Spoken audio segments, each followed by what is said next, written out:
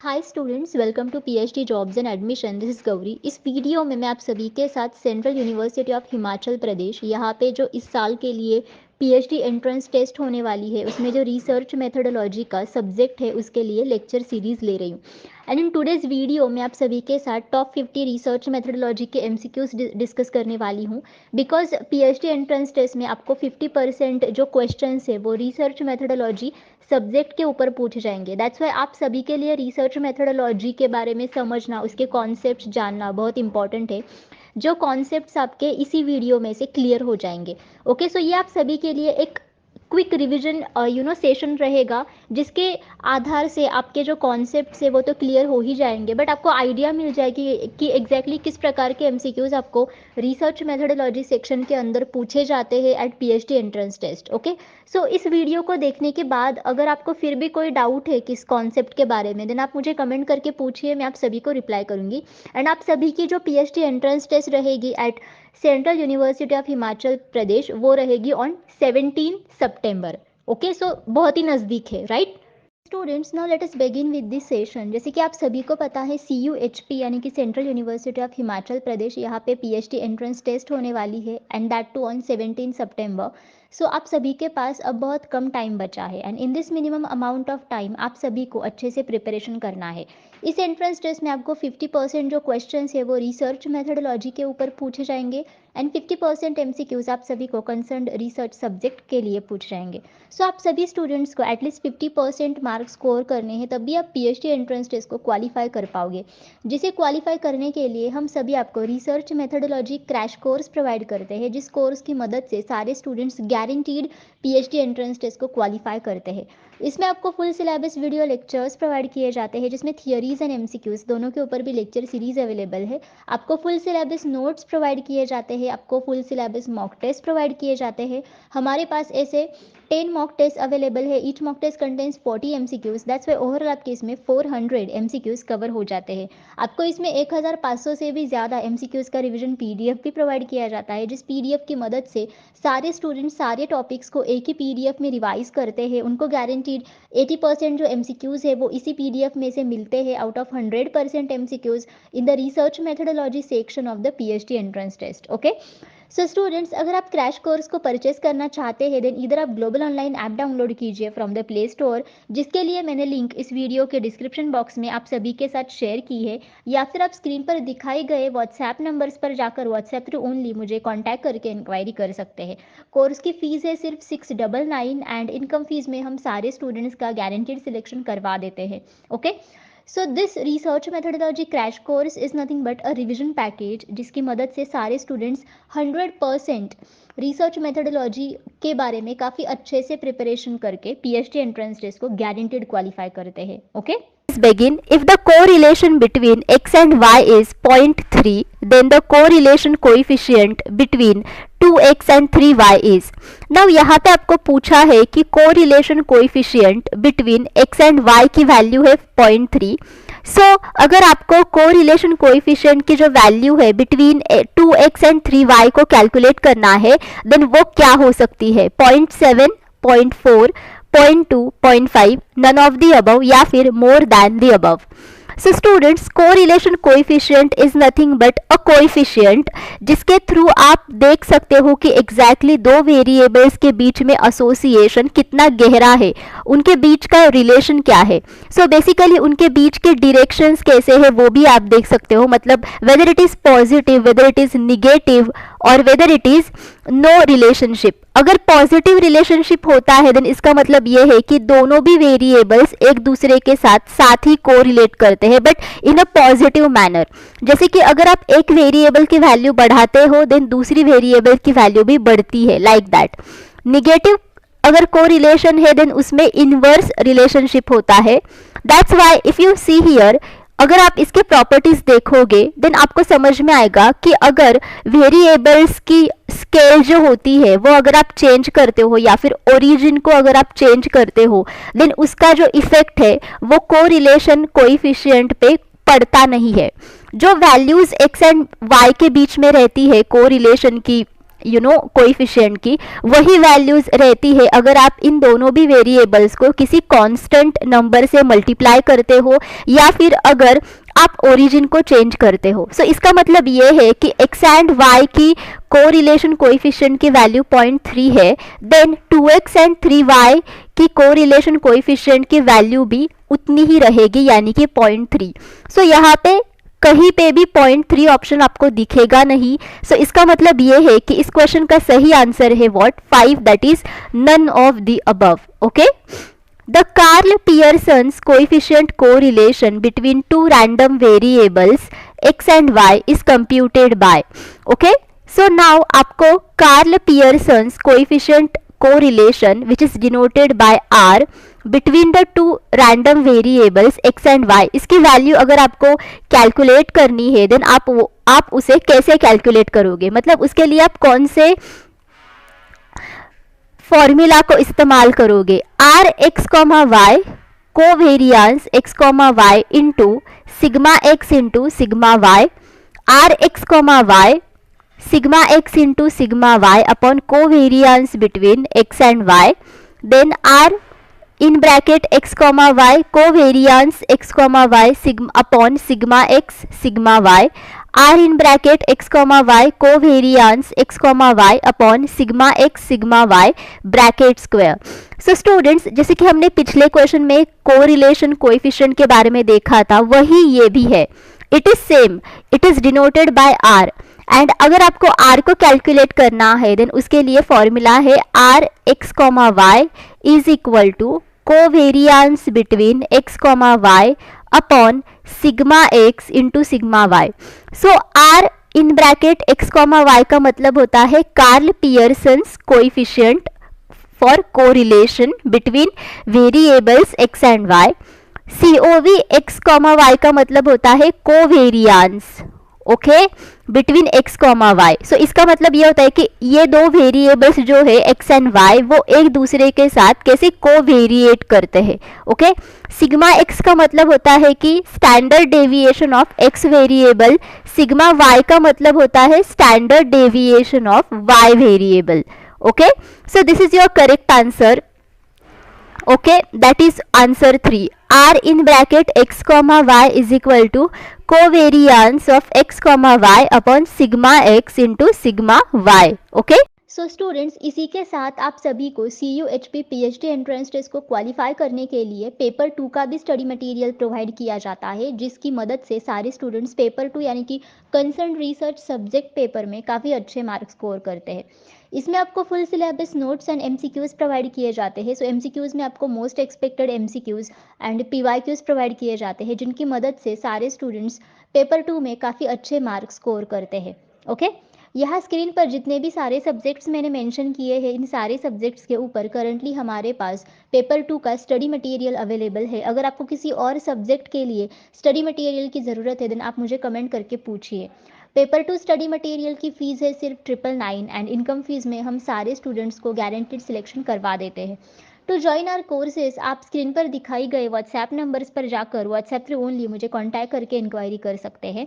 Paper 2 study material आप सभी को PhD एंट्रेंस टेस्ट को क्वालिफाई करने के लिए तो बहुत काम आएगा, बट अपार्ट फ्रॉम दैट ये आप सभी को इंटरव्यू सेशन को भी क्वालिफाई करने के लिए बहुत काम आएगा, बिकॉज इंटरव्यू सेशन में आपको काफ़ी सारे जो क्वेश्चन है वो पेपर 2 के ऊपर ही पूछे जाते हैं। ओके, जिसके नोट्स हमने स्टडी मटेरियल में कवर किए हैं। Okay, in a linear regression y is equal to a plus bx, b indicates।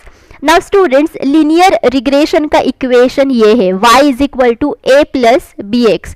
सो यहाँ पे b एग्जैक्टली क्या इंडिकेट करता है, मतलब ये स्लोप को इंडिकेट करता है या फिर इंटरसेप्ट या फिर वेरिएबल या फिर correlation. So students, linear regression का मतलब होता है कि रिग्रेशन एनालिसिस जब हम करते हैं सो उसके थ्रू हम एक लाइन ड्रॉ करते हैं ऑन अ ग्राफ एंड उस लाइन को कहा जाता है लीनियर रिग्रेशन इक्वेशन। एंड ये जो इक्वेशन ये है y is equal to a plus b x. So इसमें जो x जो है, this x is basically for independent variable. So x ये एक इंडिपेंडेंट वेरिएबल होता है, y ये एक डिपेंडेंट वेरिएबल होता है। ओके, एंड ए का मतलब होता है इंटरसेप्ट। इंटरसेप्ट यानी कि अगर आप x की वैल्यू 0 रखते हो देन y की जो वैल्यू मिलती है this is nothing but what a, यानी कि इंटरसेप्ट। एंड b का मतलब होता है slope of the line. Okay, that's why here your correct answer should be what 1, that is slope. Okay, if two regression coefficients are -0.1 and -0.9 then the correlation coefficient is, now दो regression coefficients आपको दिए हैं -0.1 and -0.9, आपको correlation coefficient की value find out करनी है। -0.5, 0.3, -0.9, 0.1, none of the above, more than the above. Now students, अगर आपके पास दो वेरिएबल्स है x एंड y, सो इसमें बेसिकली दो रिग्रेशन कोइफिशिएंट्स होते हैं, मतलब relationship of x on y ये एक होता है regression coefficient, and relationship of y on x, सो ये एक अनदर रिग्रेशन कोइफिशिएंट होता है। एंड कोरिलेशन कोइफिशिएंट इन दोनों में सिर्फ एक ही होता है which is denoted by r, जो कि हमने देखा। एंड दो रिग्रेशन कोइफिशिएंट्स जो होते हैं उनको डिनोट करते हैं bxy एंड byx से। सो bxy का मतलब होता है x का रिलेशनशिप y के ऊपर कैसा है, एंड byx का मतलब होता है y का रिलेशन x के ऊपर कैसा है। सो इन तीनों के बीच में एक गहरा रिलेशन है जो कि r is equal to plus और minus under root byx into bxy। So this is the whole relation. Now देखो यहाँ पे आपको रिग्रेशन कोइफिशिएंट की तो वैल्यू दी है, राइट, एंड यहाँ पे आपको r की वैल्यू फाइंड आउट करनी है। So just solve this equation, under root -0.1 into -0.9, so आपको ये मिलेगा अंडर रूट 0.09। सो जैसे ये बाहर आएगा 0.09 स्क्वायर रूट से, देन आपको वैल्यू मिलेगी प्लस और माइनस 0.3। सो ये भी बात हमेशा ध्यान में रखिएगा, जो साइन ये है, ओके, जो साइन रिग्रेशन कोइफिशिएंट का रहता है वही साइन कोरिलेशन कोइफिशिएंट के लिए आता है। सो जैसे कि यहाँ पे माइनस साइन है रिग्रेशन कोइफिशिएंट का, तो कोरिलेशन कोइफिशिएंट का साइन भी माइनस ही आएगा। सो यानी कि प्लस और माइनस 0.3 की वैल्यू आपको यहाँ पे -0.3 लिखनी है। सो इफ यू सी यहाँ पे -0.3 ऐसा कोई भी ऑप्शन नहीं है, so your correct answer should be what, option 5, that is none of the above or more than the above. So ये आपको याद रखना है हमेशा। Okay, if r is 0.8, bxy is 0.32, then what will be the value of byx?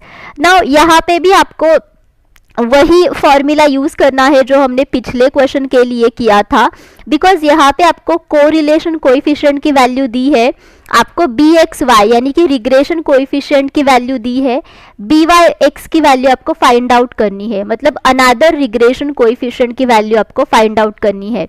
सो हमने formula तो देखा था, r is equal to plus और minus under root bxy into byx. So just put up the values, 0.8 is equal to plus or minus under bracket 0.32 into byx, right? So just solve this equation, then आपको byx की जो value है वो आपको मिलेगी 2. So if you see the options 0.48, 0.52, 2 and 1, so यहाँ पे आपका सही आंसर आएगा ऑप्शन 3, दैट इज 2. ओके, बहुत इजी क्वेश्चंस है ये। If coefficient of correlation rxy is 1, then देखो अगर कोइफिशिएंट ऑफ कोरिलेशन rxy की वैल्यू आपको 1 मिलती है, देन उसका मतलब क्या होता है, मतलब आप दो वेरिएबल्स के रिलेशनशिप के बारे में आप क्या क्या कंक्लूजन्स निकालते हो। Regression lines become identical, then perfect linear correlation is observed, byx is equal to 1 upon bxy, all of the above. Now students, r का मतलब होता है कोरिलेशन कोएफिशिएंट, जिसकी वैल्यू अगर आपको 1 मिलती है, देन इन दिस सिचुएशन आपको जो दो रिग्रेशन लाइंस मिलते हैं वो बेसिकली आइडेंटिकल होते हैं। आइडेंटिकल का मतलब होता है कि दोनों भी रिग्रेशन लाइंस एक दूसरे के साथ कोइंसाइड होती है in this situation. Okay, as well byx is equal to 1 upon b x y, ये इक्वेशन आपको मिलता है. If you solve the equation r is equal to plus और minus under root b x y b y x. So if you solve this equation by putting r value 1, then आपको ये equation मिलेगा. Okay, as well in this situation जो perfect linear को relationship होता है वो आपको मिलता है, एंड जो एंगल होता है बिटवीन टू रिग्रेशन लाइन वो भी जीरो हो जाता है, बिकॉज ये दोनों भी लाइन्स है वो एक दूसरे के साथ कोइंसाइड होती है.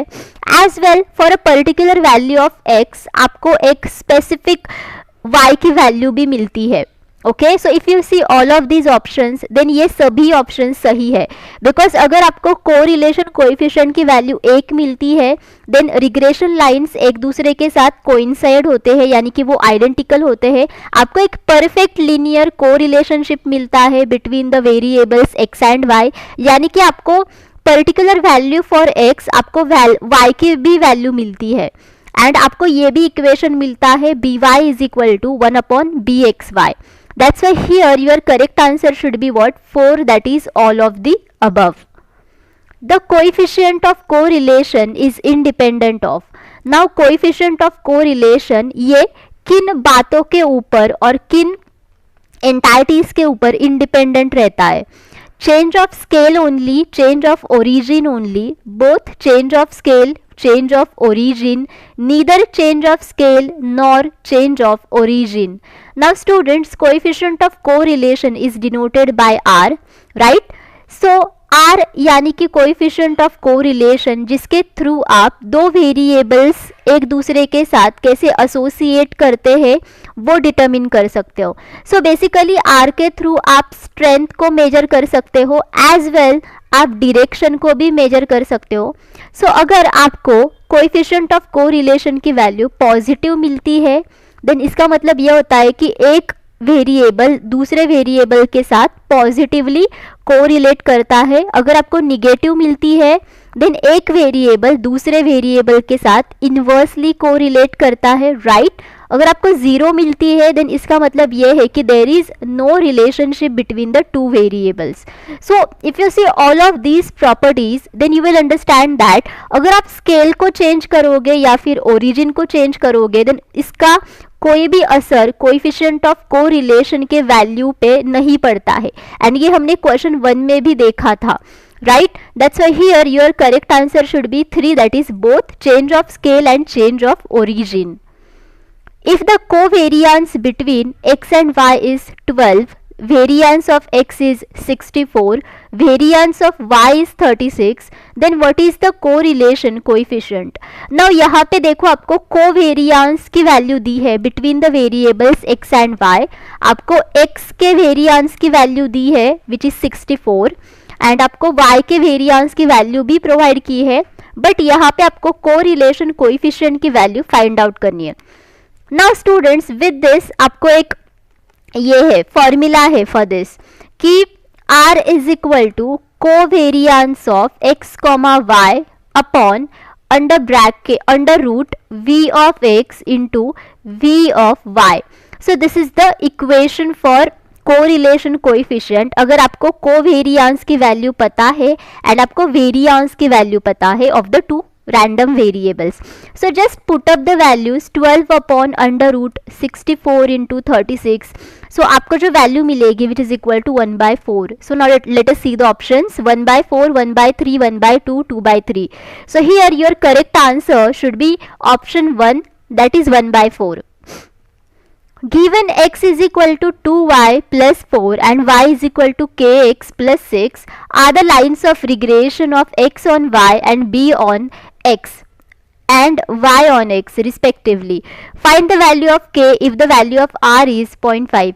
Now यहाँ पे देखो आपको lines of regression of x on y के लिए एक इक्वेशन दिया है एंड y ऑन x के लिए अनदर इक्वेशन दिया है. आपको r की वैल्यू दी है, यानी कि कोरिलेशन कोएफिशिएंट की वैल्यू आपको दी है, एंड आपको यहाँ पे k की वैल्यू फाइंड आउट करनी है. सो देखो regression of x on y का मतलब क्या होता है? b x y, right? Regression of y on x का मतलब क्या होता है, बी वाई एक्स। सो इसका मतलब ये है कि बी एक्स वाई, यानी कि ये इक्वेशन है x is equal to 2y plus 4 and b y x का मतलब होता है y is equal to k x plus 6।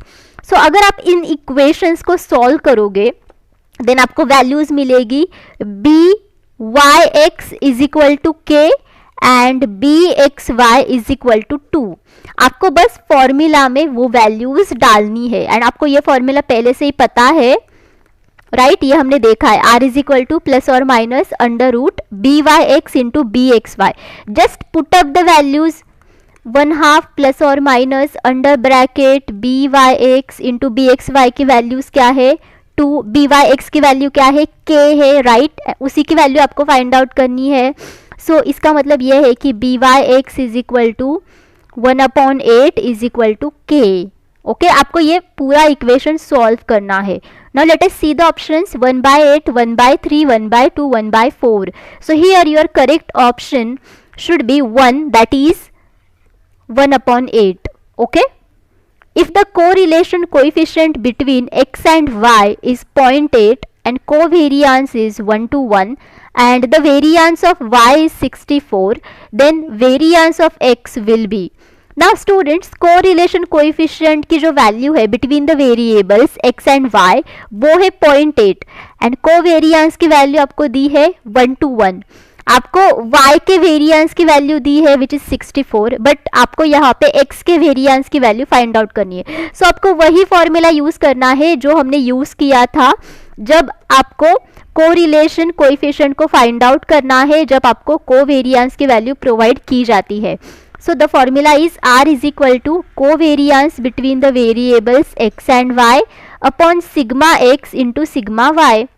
So just put up the values, then आपको समझ में आएगा कि r की तो वैल्यू आपको दी है विच इज 0.8, कोवेरिएंस की वैल्यू दी है 1:1। ओके, एंड नाउ देखो sigma x and sigma y का मतलब क्या होता है, स्टैंडर्ड डेविएशन, बट यहाँ पे आपको वेरिएंस की वैल्यू दी है and if you know standard deviation यानी कि स्क्वायर रूट ऑफ वेरिएंस। सो यहाँ पे बस यहाँ पे स्क्वायर रूट डालना है आपको, under bracket variance of x into variance of y। Just put up this, now put up all the values. 0.8 is equal to 1:1 upon under root. Now आपको y के वेरिएंस की वैल्यू दी है which is 64, but आपको x के variance की value find out करनी है। So just put up this. Okay, then आपको इक्वेशन मिलेगा देखो सिग्मा x की वैल्यू आपको यहाँ पे मिलेगी 18.91, जो कि आप यहाँ पे पुटअप कर ही सकते हो, नो प्रॉब्लम। एंड देन देखो सिग्मा x यानी कि 18.91, सो इसका मतलब ये है कि under root variance of x की वैल्यू है 18.91, राइट। बट यहाँ पे आपको प्रॉपर वेरिएंस की वैल्यू फाइंड आउट करनी है, सो आपको इसको बस स्क्वायर करना है on both the sides. Then variance of x की वैल्यू आपको मिलेगी 357.59। Now let us see the options. 357.59, 1237, 158, 18.91। so here your correct option should be 1, that is 357.59। So students, इस सेशन में हमने काफ़ी सारे फॉर्मूलेज देखे हैं about correlation coefficient, then covariance, then regression के फॉर्मूलेज हमने देखे, काफ़ी सारी प्रॉपर्टीज़ देखी। सो आपको ये सब फॉर्मूलेज, ये सब प्रॉपर्टीज़ आपको याद रखनी है एंड आप नोट डाउन भी कर सकते हो जब भी मैं आपको सिखा रही होती हूँ। Okay, so fine, so this is all about it. A random sample of size 2 to 5 is drawn from the population mean mu and standard deviation sigma. The sample mean follows the distribution with mean 100 and standard distribution 4/3. The value of mean and sigma are। Okay, so यहाँ पे आपको एक numerical दिया गया है जिसमें आपको बताया है कि सैम्पल साइज है 2 to 5। ओके, एंड आपको 2 to 5 सैम्पल साइज को आपने बेसिकली सिलेक्ट किया है फ्रॉम द टारगेट पॉपुलेशन, जिसकी मीन वैल्यू है मीन एंड जिसका स्टैंडर्ड डेविएशन है सिग्मा। सो यहाँ पे आपको बताया गया है कि ये जो सैम्पल मीन है this basically follows a distribution जिसका मीन है 100 एंड जिसका स्टैंडर्ड डिस्ट्रीब्यूशन है 4/3। सो बेस्ड अपॉन दिस इंफॉर्मेशन आपको म्यू एंड सिग्मा की वैल्यूज फाइंड आउट करनी है। म्यू का मतलब होता है मीन, यानी कि यहाँ पे आपको सैम्पल मीन की वैल्यू फाइंड आउट करनी है एंड यहाँ पे आपको सिग्मा की वैल्यू फाइंड आउट करनी है। Okay, so if you want to find out the value of sigma then उसके लिए एक फॉर्मूला है, sigma is equal to standard deviation of sample mean, standard deviation of sample mean into square root of sample size. Okay, square root of sample size. So यहाँ पे जो standard deviation है sample mean का वो क्या है 100। सो 100 into square root of sample size क्या है, standard deviation of sample mean है 4/3। Okay, 4/3 into square root of size, यहाँ पे साइज है 225।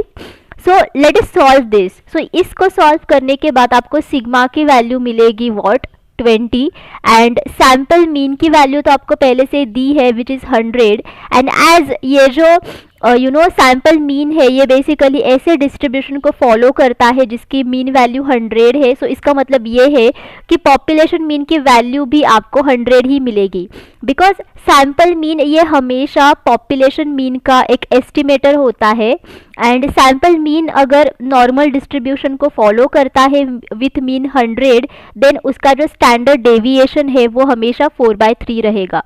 So now let us see the options 100, 18, 100, 15, 100, 24, 100, 20. So here your correct answer should be what 4, that is 100, 20. Okay, because 100 is the mean and 20 is the standard deviation. So students यहाँ पे आपको सिर्फ इस formula को याद करना है कि standard deviation is equal to standard deviation of sample mean into under root sample size. Okay, the 95% confidence interval of average age of accidents in any city during last year for a sample size 100 with mean age 34.25 from population of standard deviation 10. So students यहाँ पे आपको जो 95% confidence interval होता है okay उस confidence interval में किस interval के बीच में वैल्यूज आती है इसके बारे में पूछा है। सो उसके लिए आपको काफ़ी सारी इन्फॉर्मेशन पहले से ही दी है, जैसे कि यहाँ पे आपको बताया गया है कि कॉन्फिडेंस इंटरवल ये है 95% एंड ये जो कॉन्फिडेंस इंटरवल है ये एवरेज एज ऑफ एक्सीडेंट्स के लिए है इन एनी सिटी एंड यहाँ पे आपको सैम्पल साइज की वैल्यू दी है विच इज़ 100, मीन की वैल्यू दी है 34.25 एंड स्टैंडर्ड डेविएशन की वैल्यू दी है 10। ओके, सो यहाँ पे भी आपको कुछ एक प्रकार का फॉर्मूला ही यूज करके फाइंड आउट करना है। सो कॉन्फिडेंस इंटरवल एग्जैक्टली होता क्या है? सो कॉन्फिडेंस इंटरवल में ऐसी वैल्यूज की रेंज होती है, those values basically most probably ऐसी होती है which could be the true population mean with certain level of confidence. So true population mean की जितनी भी वैल्यूज यू कैन से हो सकती है okay those values basically confidence interval में आती है एंड इनको एक सर्टेन लेवल ऑफ कॉन्फिडेंस भी होता है। Okay, so let us see the formula for this. अगर आपको कॉन्फिडेंस इंटरवल में जितने भी सारे रेंज ऑफ वैल्यूज होती है उसे अगर क्वांटिफाई करना है देन उसे फाइंड आउट करने के लिए एक फॉर्मूला होता है विच इज मीन प्लस और minus under bracket critical value into standard deviation okay upon square root of sample size. Okay, this is your formula, mean plus or minus under bracket critical value into standard deviation upon square root of sample size. Okay, bracket complete. So for 95% confidence interval critical value जो होती है T distribution की with 99 degrees of freedom वो basically होती है 1.98। सो this is the basic you can से rule होता है ये कि जो क्रिटिकल वैल्यू होती है okay for T distribution under 95% confidence interval वो ये होती है 1.98 बिकॉज ये वैल्यू आपको इस फॉर्मूला में यूज करनी है। ओके, सो मीन प्लस और minus under bracket 1.98 into standard deviation, okay, upon square root of sample size. So we have put up this value here.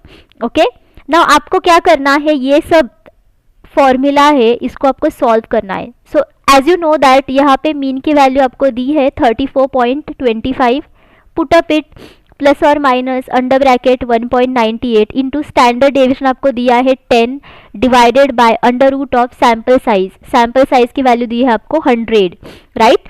So solve this. जैसे ही आप इसको सॉल्व करोगे आपको एक पर्टिकुलर यू कैन से एक वैल्यू मिलेगी और इंटरवल ऑफ वैल्यू मिलेगी which is equal to 34.25 plus और minus 1.98.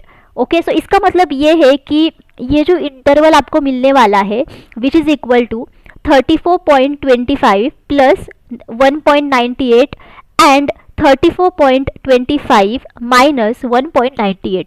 Now let us see the options. 32.29, 36.21, then 32.29, 36.58, 32.605, 35.895, 31.92, 36.58. So if you calculate this, then आपको जो इंटरवल मिलने वाला है which is 32.29, 36.21.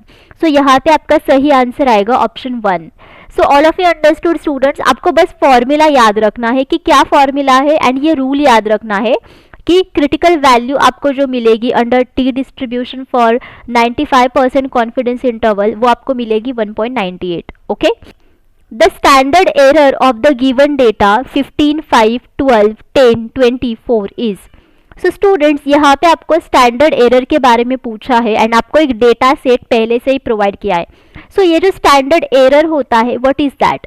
So standard error is nothing but the estimated standard deviation of statistical sample population. So जो population होता है, I mean to से कि सैंपल पॉपुलेशन, उसकी जो स्टैंडर्ड डेविएशन की एस्टिमेटेड वैल्यू हो सकती है, this is nothing but what, the value of standard error. So standard error को कैलकुलेट करने के लिए आपको इस फॉर्मूला का यूज करना पड़ेगा. Standard error is equal to sigma upon under root of n, where sigma is standard deviation and n is nothing but the number of observations or sample size. So उसके लिए सबसे पहले आपको एक table draw करना है जिसमें आपको लिखना है x बार, देन x माइनस x बार, then xi minus x bar bracket square. So यहाँ पे x का मतलब होता है each and every data value, x बार यानी कि मीन, xi माइनस x बार यानी कि data value minus it's mean value and उसका स्क्वायर यहाँ पे. सो सबसे पहले हम ये वैल्यूज लिख लेते हैं 10, 24. सो अब x बार की वैल्यू कैलकुलेट करने के लिए आपको मीन का फॉर्मूला यूज करना पड़ेगा जो है mean is equal to sum of all the number of values divided by number of observations. So mean की वैल्यू आपको यहाँ पे मिलने वाली है 11. So write here 11 everywhere, 11, 11, 11. So आपको यहाँ पे अब क्या करना है, x से x बार को माइनस करना है. सो उसे करने के बाद आपको यहाँ पे वैल्यूज मिल जाएगी, right. So write here all the values, okay, and आपको इन वैल्यूज का अब स्क्वायर निकालना है विच इज इक्वल टू 16, 36, 1, 1, 81, 49. अब स्टैंडर्ड डेविएशन को आपको सबसे पहले कैलकुलेट करना है. So standard deviation is equal to ये जो आपको मिला है ना xi minus x bar bracket square, इन सभी को आपको ऐड करना है, ओके, एंड उसे ऐड करने के बाद आपको जो वैल्यू मिलेगी, ओके, डिवाइडेड बाय n करके वो आपको मिलेगी अंडर रूट 92.3. ये सब करने के बाद, ओके, अब इसी वैल्यू को आपको इस इक्वेशन में पुटअप करना है. Standard error is equal to under root 92/3 upon number of observations कितने हैं students, number of observations 1, 2, 3, 4, 5, 6, right. So यहाँ पे आपको 6 लिखना है, ओके, अंडर रूट 6. सो आपको यहाँ पे जो वैल्यू मिलने वाली है which is equal to under root 46/3. All of you understood? So this is your correct answer. So now let us see the options. Under root 45 by 3, under root 43 by 3, under root 46 by 3, under root 44 by 3. So here your correct answer should be what? 3, that is under root 46 by 3. Okay. और time series consists of, now time series किससे बनता है? Short term variation से, या फिर long term variation से, या फिर इरेगुलर वेरिएशन से, या फिर all of the above. So students, ये टाइम सीरीज होता क्या है? टाइम सीरीज का मतलब होता है कि जो टाइमिंग्स में चेंजेस होते हैं और टाइम के साथ साथ जो चेंजेस होते हैं, this is called as what? Time series. And time series basically consist of 3 variations. सबसे पहला वेरिएशन है short term variation, second is long term variations, and third one is irregular variations. Okay, so ये जो long term variations होते हैं, इसमें basically for several years तक, okay, जो टाइम सीरीज में मूवमेंट होती है उसमें चेंजेस होने लगते हैं. Okay, due to for example population को बढ़ाने की वजह से, या फिर टेक्नोलॉजिकल प्रोग्रेसेस की वजह से, या फिर लार्ज स्केल अगर कोई शिफ्ट होता है इन कंज्यूमर्स डिमांड्स उसकी वजह से. Okay, then short term variations basically ऐसे वेरिएशंस होते हैं जिसमें टाइम सीरीज में काफ़ी सारे चेंजेस होते हैं इन 1 ईयर. ओके, एंड ये होता है बिकॉज ऑफ मेजर फैक्टर्स जैसे कि weather condition and customs, then more woollen clothes are sold in winter than in summer season, like that. देखो, समर सीजन से भी ज़्यादा विंटर सीजन में वूलन क्लोथ्स ज़्यादा सेल होते हैं. So these are what? Short term variations. And what are irregular variations? So students, irregular variations ये काफ़ी erratic होते हैं नेचर में, and they follow no any regularity in occurrence pattern. So occurrence pattern में इसमें कोई भी regularity नहीं होती है. Okay, and that's why here your correct answer should be 4 all of the above, because ये सभी के सभी time series के variations है. Okay, all of the above is your correct answer. So students, ये हम यहाँ पे सीख रहे हैं because time series is relevant to what? Variance. मतलब वेरियांस में कैसे चेंजेस हो जाते हैं, जैसे कि देखो डेटा कैसे डिस्ट्रीब्यूट होता है अकॉर्डिंग टू द मीन, कैसे डेटा आपका स्प्रेड हुआ है. So this concept is exactly similar to the time series concept, and that's why यहाँ पे हम ये वेरिएशंस पढ़ रहे हैं. Okay, the standard deviation of the width in centimetre of a group of 25 leaves is 0.9 centimetre. What is the variance of their width? Now students, यहाँ पे आपको स्टैंडर्ड डेविएशन की वैल्यू दी है विच इज 0.9 सेंटीमीटर, एंड यहाँ पे आपको number of जो ऑब्जर्वेशन है और नंबर ऑफ सैंपल साइज है वो दी है 25, एंड बेस्ड अपॉन दिस आपको वेरिएंस की वैल्यू कैलकुलेट करने के लिए बोला है. So variance is nothing but what? The square of standard deviation. So just square the 9. 0.9 का स्क्वायर आपको क्या मिलेगा? 0.81 centimetre square. Now let us see the options. 0.81 centimetre square, 0.49 centimetre square, then 0.64 centimetre square, 0.23 centimetre square. So यहाँ पे आपका सही answer आएगा 1, that is 0.81 centimetre square. और research study measured the heights of a group of 15 students. Okay, the resulting data had a standard deviation of 6.8 centimeter. What is the variance in the heights of the students? Now students, यहाँ पे आपको number of observations दिए हैं 15, standard deviation की value दी है 6.8 centimetre. यहाँ पे आपको वेरिएंस की वैल्यू कैलकुलेट करनी है as we did. Variance is square of standard deviation. So 6.8 का स्क्वायर करो, आपको वैल्यू मिलेगी which is equal to 46.24 centimeter square. So 46.24 centimeter square, 42, 29, 22.22. So here your correct answer should be what? 1, that is 46.24 centimeter square. Okay, the weights in kg of 10 animals are 75, 77, 77, 79, 79, 81, 81, 83, 85 and 85. What is the standard deviation of the weights of the animals? यहाँ पे आपको data set दिया है ये सब, and आपको बताया है कि नंबर ऑफ ऑब्जर्वेशंस है 10, and based upon this data हमें स्टैंडर्ड डेविएशन की वैल्यू फाइंड आउट करनी है। सो स्टैंडर्ड डेविएशन की वैल्यू फाइंड आउट करने के लिए सबसे पहले हमें मीन को कैलकुलेट करना है। मीन यानी कि sum of all the number of observations upon number of observations. So mean की वैल्यू आपको यहाँ पे मिलेगी 80.2।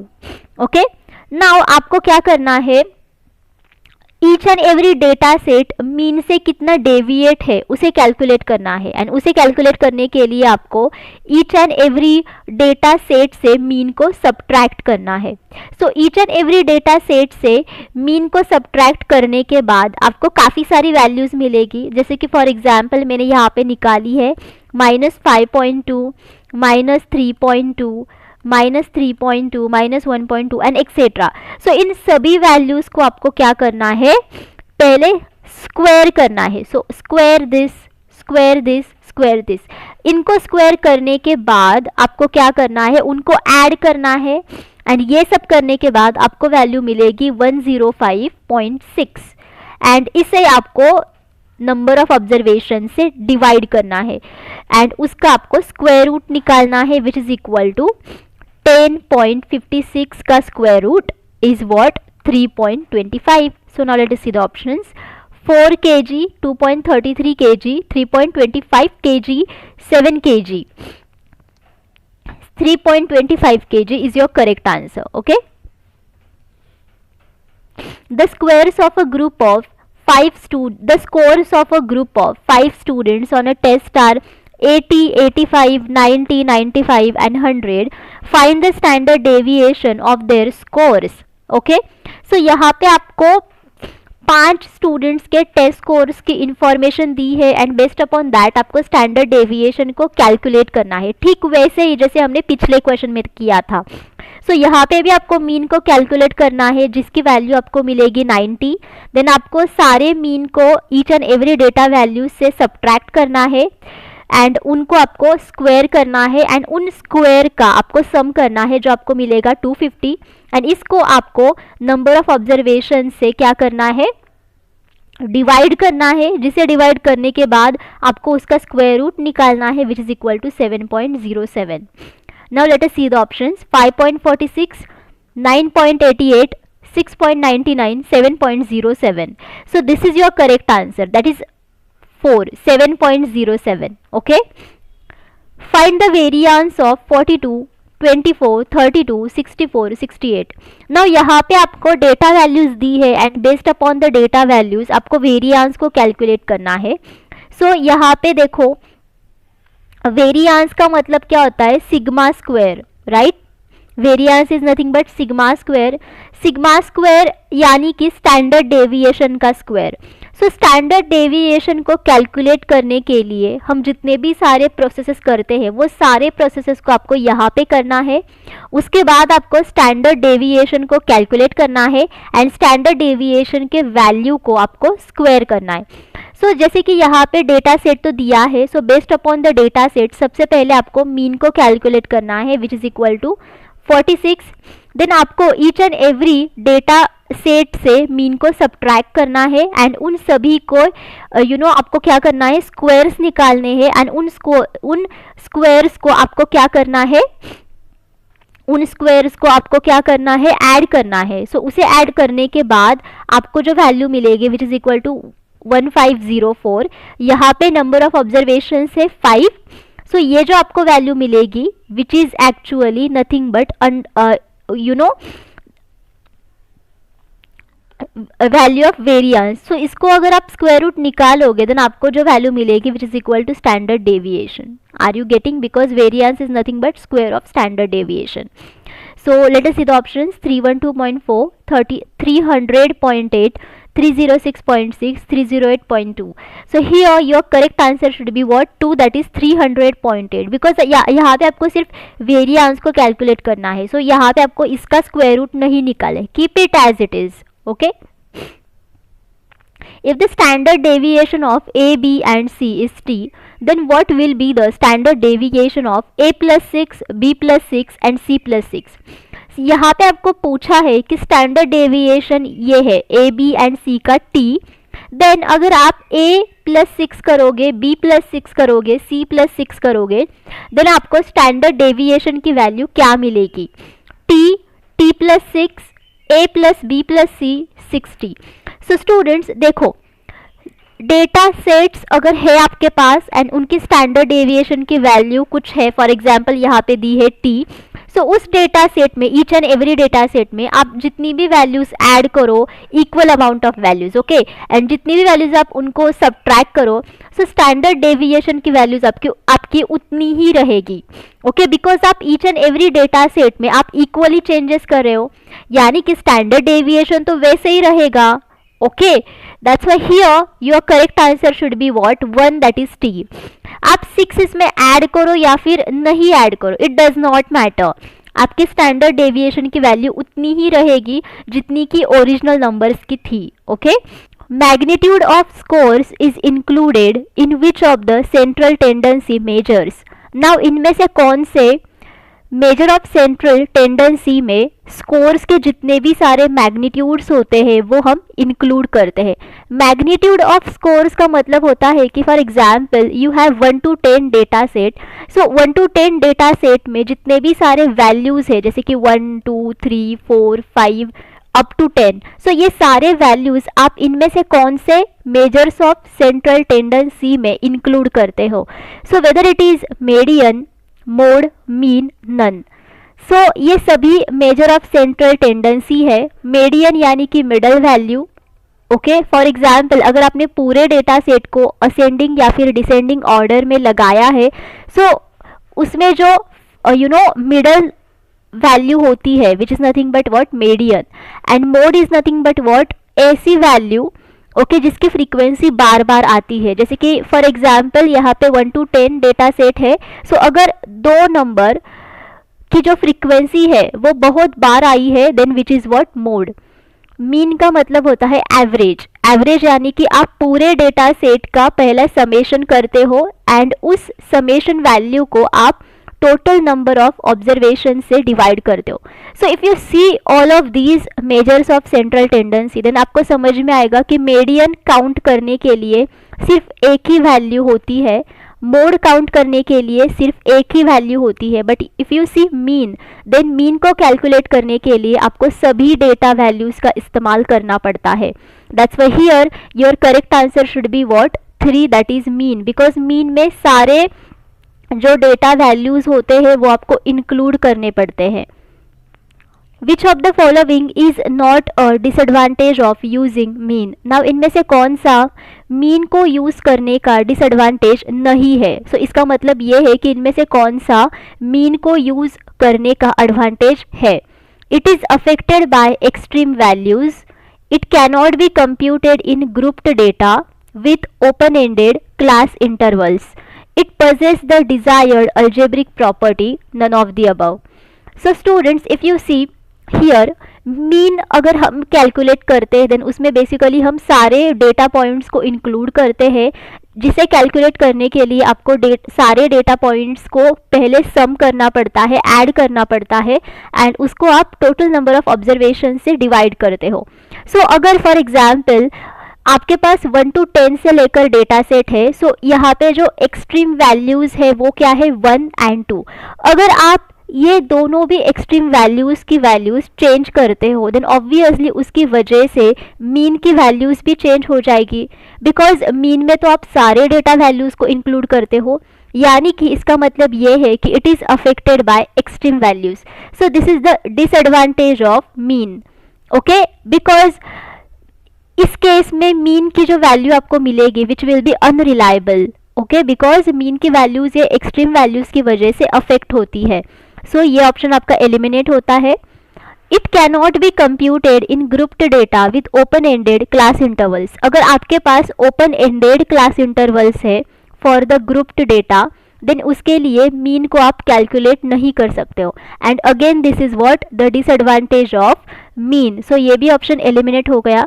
So the correct answer over here is 3, because इसके पास एक यूनिक अल्जेब्रिक प्रॉपर्टी होती है जिसकी मदद से आप काफ़ी सारे डिज़ायरेबल अलजेब्रिक प्रॉपर्टीज़ के साथ आप मीन को यूज़ कर सकते हो, and this is very unique and additive. Okay, and वो जो अलजेब्रिक प्रॉपर्टी होती है which is very unique and additive, so ये मीन इस्तेमाल करने का एडवांटेज है। So this is not a disadvantage of using mean, so this is your correct answer. The two methods of finding mode in a discrete series are dash. Now students, आपके पास discrete series of numbers है, then उसमें अगर आपको mode को find out करना है, then उसे find out करने के लिए आप कौन से दो मेथड्स का इस्तेमाल कर सकते हैं? Grouping method, ascending method, table method and mid point method, grouping method and inspecting method, none of the above. So students, mode का मतलब क्या होता है कि ऐसी डेटा वैल्यू जिसकी फ्रीक्वेंसी ज़्यादा आती है, एंड डिस्क्रीट सीरीज यानी कि ऐसे डेटा वैल्यूज उसमें होते हैं which are basically consisting of what? Discrete variables. Discrete variables का मतलब होता है कि वोल नंबर्स इटसेल्फ, मतलब जैसे कि 1 2 3 4 5 ऐसे वोल वैल्यूज उसमें होती है, उसमें कोई भी रेशो वैल्यूज या फिर डेसिमल पॉइंट जिस वैल्यूज में रहती है वैसे वैल्यूज इसमें नहीं रहती है। सो डिस्क्रीट सीरीज में मोड को फाइंड आउट करने के लिए हम दो मेथड्स को यूज कर सकते हैं। उसमें से सबसे पहला मेथड है grouping method. Okay, so what we do in grouping method? So students, grouping method में पहले तो जो ग्रुपिंग डेटा होता है, ओके, उस डेटा को पहले डिफरेंट क्लासेस में ग्रुप किया जाता है। ओके, एंड हम क्या करते हैं, ऐसे क्लास को फाइंड आउट करते हैं which has the highest frequency. So जिस क्लास के पास हाइएस्ट फ्रीक्वेंसी होती है which has the mode value. Okay, so इसे कहा जाता है what? Grouping method. And another method is inspecting method. So what we do in inspecting method? So inspecting method में हमारे पास डिस्क्रीट सीरीज ऑफ डेटा तो होता ही है, बट उसमें से हम विजुअली इंस्पेक्ट करते हैं कि कौन सी डेटा की फ्रीक्वेंसी बार बार आई है, एंड हम उसी डेटा को बोलते हैं कि इट इज़ व्हाट? मोड। जैसे कि हमने पहले एग्जांपल में देखा था 1 to 10, अगर दो वैल्यू की फ्रीक्वेंसी ज़्यादा है, विजुअली देख के हमें समझ में आता है। So here the mode will be what? 2। So this is how what is inspecting method. So here आपका जो सही आंसर आएगा वो क्या आएगा? 3, that is grouping method and inspecting method. When the values in a series do not have equal importance, we calculate the। अगर series में values जो है उनका इक्वल इम्पोर्टेंस नहीं है, देन इन दैट सिचुएशन हम क्या कैलकुलेट करते हैं? हम मोड को कैलकुलेट करते हैं, या फिर वेटेड मीन को कैलकुलेट करते हैं, या फिर अरिथमेटिक मीन को करते हैं, या फिर none of the above. So students, हमने देखा मोड को कैलकुलेट किया जाता है जब बेसिकली आपको सेंट्रल टेंडेंसी कैलकुलेट करनी होती है, जिसमें जिस डेटा पॉइंट की फ्रीक्वेंसी ज़्यादा होती है which is nothing but what? Mode. So इसमें ऐसे कोई भी अजम्पशन नहीं है कि सीरीज में वैल्यूज एक दूसरे के साथ इक्वल नहीं होने चाहिए और they should not be have equal importance. So ये ऑप्शन एलिमिनेट होता है।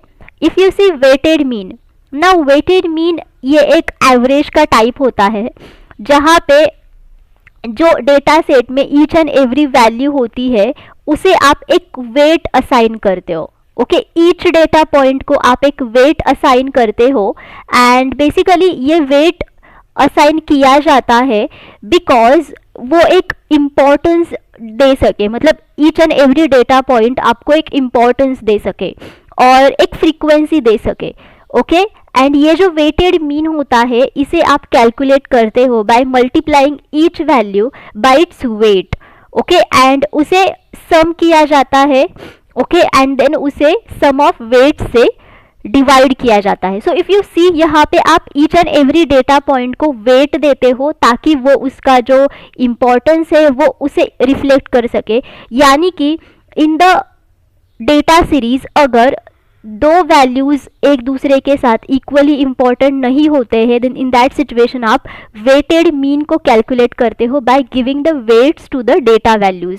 ओके, एंड अरिथमेटिक मीन तो आप सभी को पता है which is the average, right, जिसे कैलकुलेट करने के लिए सभी डेटा वैल्यूज को आपको सम करना पड़ता है एंड उसे आप टोटल नंबर ऑफ ऑब्जर्वेशन से डिवाइड करते हो। Okay, To calculate the median, all the items of a series have to be arranged in A or N.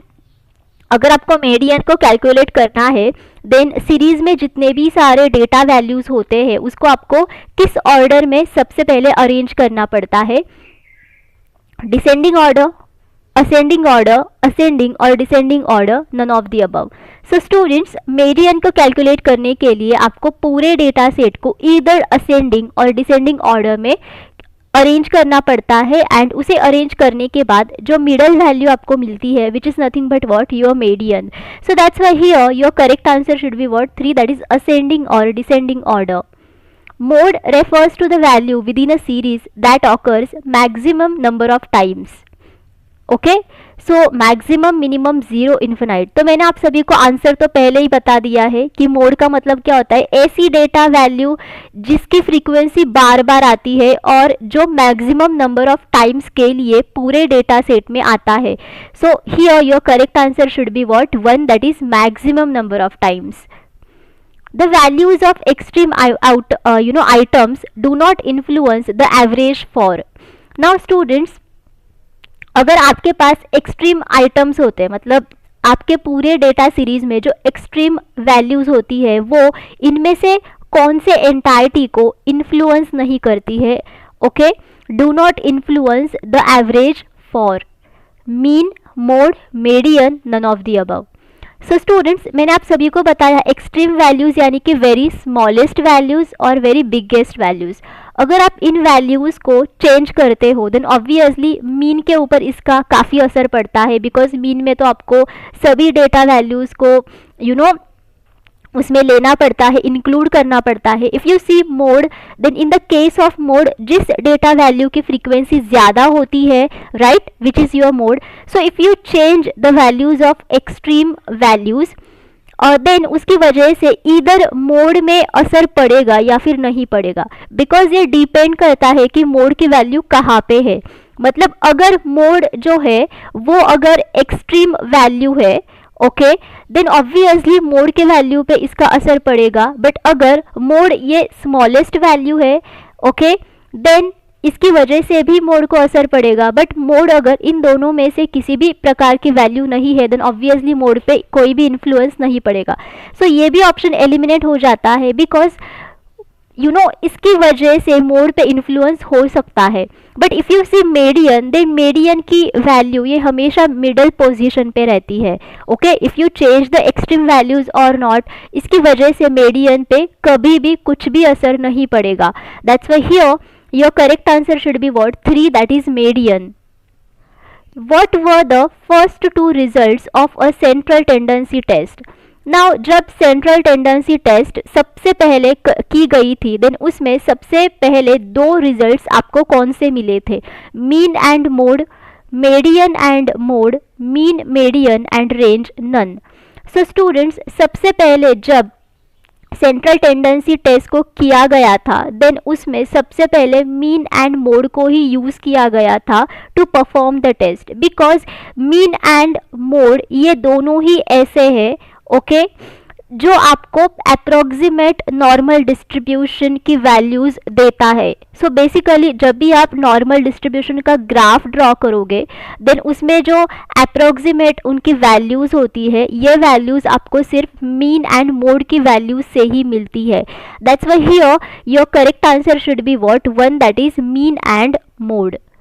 What steps are involved in central tendency test? Now central tendency test को करने के लिए कौन से steps का इस्तेमाल करना पड़ता है या फिर इस पे कौन से स्टेप्स आप यूज़ करते हो, addition, subtraction, division, determination of mean, median and mode, addition, subtraction, multiplication and division, then mean, then none of the above, okay. So students, central tendency test को करने के लिए 3 स्टेप्स का हमेशा इस्तेमाल किया जाता है, which is addition, okay, then second one is subtraction, then third one is what, division. That's why here your correct answer should be what, 1, that is addition, subtraction and division. What is the mean of the following numbers? Now ये तो बहुत easy question है कि यहाँ पे आपको data set दिया है and from this data set आपको मीन की वैल्यू कैलकुलेट करनी है। सो मैंने आप सभी को बताया है कि मीन की वैल्यू कैलकुलेट करने के लिए आपको सभी डेटा पॉइंट्स को पहले ऐड करना है। सो add 23 plus 45 plus 87 plus 40 plus 50। सो इसकी ऐड जो वैल्यू है आपको वो मिलेगी 245 एंड इस वैल्यू को आपको टोटल नंबर ऑफ ऑब्जर्वेशन से डिवाइड करना है। सो यहाँ पे टोटल नंबर ऑफ ऑब्जर्वेशन से 5, सो आपको जो वैल्यू मिलेगी which is equal to 49। Now let us see the options 49, 34, 56, none of the above. So here your correct answer should be what 1, that is 49। So students, जितने भी सारे हमने अभी तक एमसीक्यूज देखे सेंट्रल टेंडेंसी के लिए, सो बेसिकली हमने थियोरेटिकल एमसीक्यूज देखे।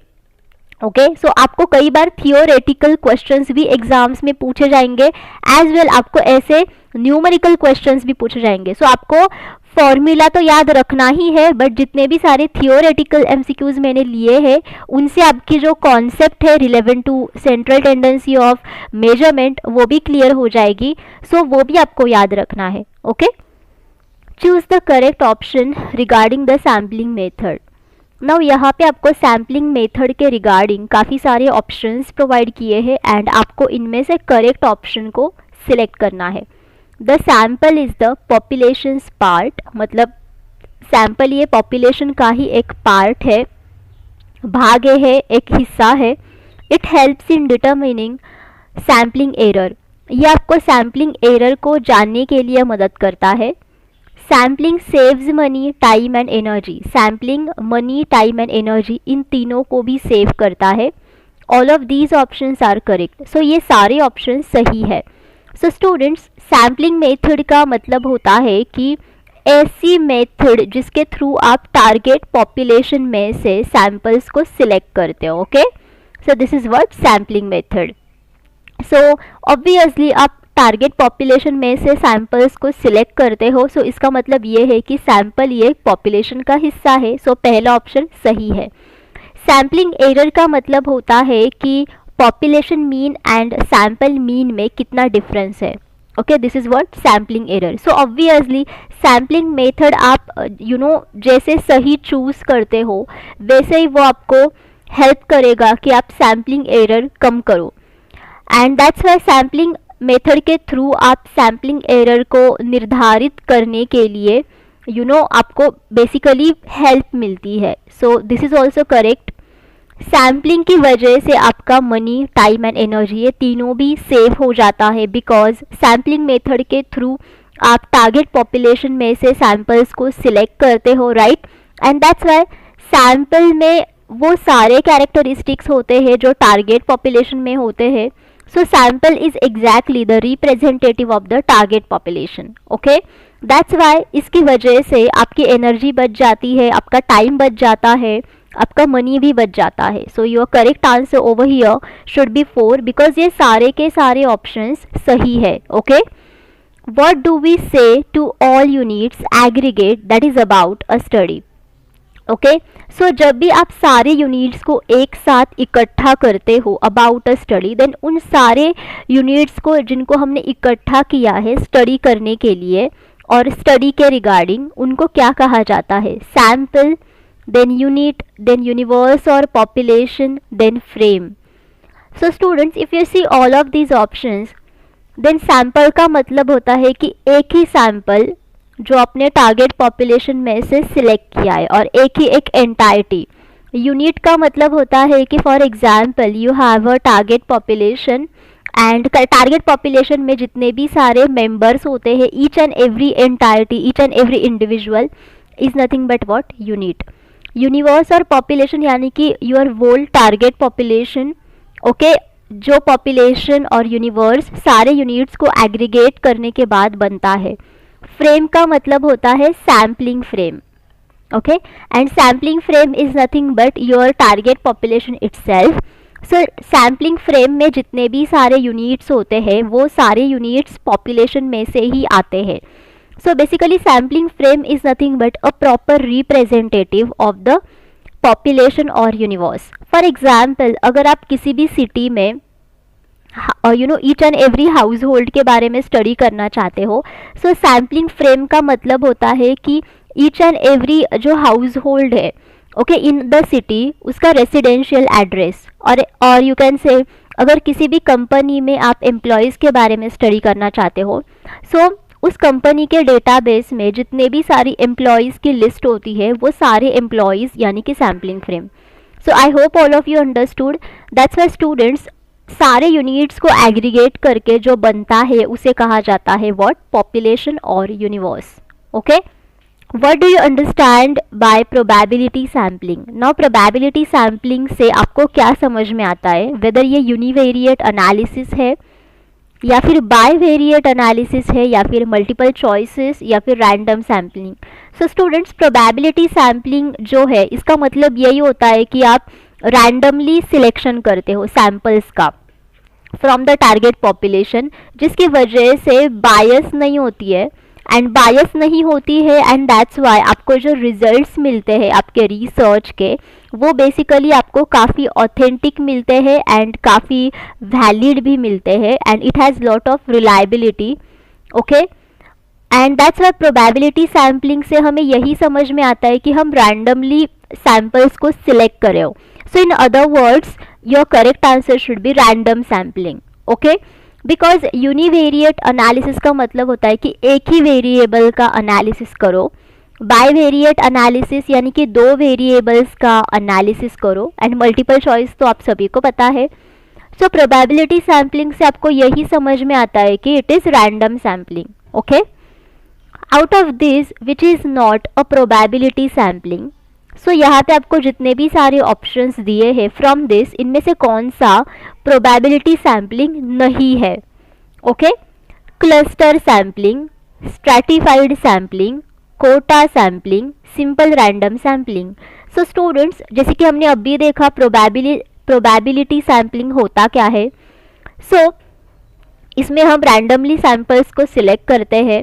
सो क्लस्टर सैम्पलिंग में बेसिकली हमारे पास बहुत लार्ज टारगेट पॉपुलेशन होता है. Okay, and from this large target population हम क्या करते हैं, काफ़ी सारे सब ग्रुप्स बनाते हैं एंड ईच एंड एवरी सब ग्रुप को कहा जाता है व्हाट, क्लस्टर. सो हम क्या करते हैं, रैंडमली क्लस्टर्स को एज इट इज़ सिलेक्ट करते हैं. ओके, एंड इन सारे जब भी हम क्लस्टर्स को रैंडमली सिलेक्ट करते हैं सो उनसे हमारा एक सैम्पल क्रिएट हो जाता है एंड वो हम हमारे स्टडी में लेते हैं. सो जैसे देखो यहाँ पे आप रैंडमली क्लस्टर्स को सिलेक्ट कर रहे हो, सो इसका मतलब ये है कि ये एक प्रोबेबिलिटी सैम्पलिंग टेक्निक है, राइट. स्ट्रैटिफाइड सैम्पलिंग में भी कुछ इसी तरीके की टेक्निक यूज़ की जाती है, but instead of randomly selecting the clusters आप रैंडमली इन सब ग्रुप्स में से सैम्पल्स को सिलेक्ट करते हो. बट यहाँ पे भी आप रैंडमली सिलेक्ट करते हो, so it is also probability sampling. Simple random sampling में आपके पास जस्ट टारगेट पॉपुलेशन होता है and from that target population आप रैंडमली सैम्पल्स को सिलेक्ट करते हो, दैट्स इट. सो ये भी प्रोबेबिलिटी सैम्पलिंग टेक्निक है. So the remaining option is quota sampling. So ये प्रोबेबिलिटी सैम्पलिंग टेक्निक नहीं है, so which is your correct answer. Because quota sampling में जैसे ही आप स्ट्रैटिफाइड सैम्पलिंग में रैंडमली सैम्पल्स को सिलेक्ट करते हो from the sub group, but instead of that quota sampling में आप नॉन रैंडमली सैम्पल्स को सिलेक्ट करते हो from the sub group.